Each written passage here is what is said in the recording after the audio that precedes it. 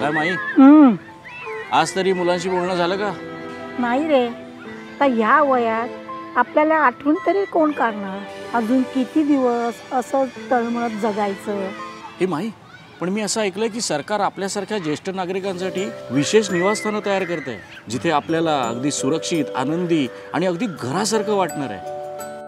गृहनिर्माण विभागाने ज्येष्ठ नागरिकांसाठी विशेष निवासस्थानं तयार करण्याचा उपक्रम हाती घेतलाय. या निवासांमध्ये सुसज्जित खोल्या, वैद्यकीय सेवा, व्यायामशाळा, ध्यानधारणा केंद्र आणि सामूहिक कार्यक्रमांसाठी हॉल्स असतील, जिथे तुम्ही तुमच्यासारख्या मित्रांसोबत वेळ घालवू शकाल.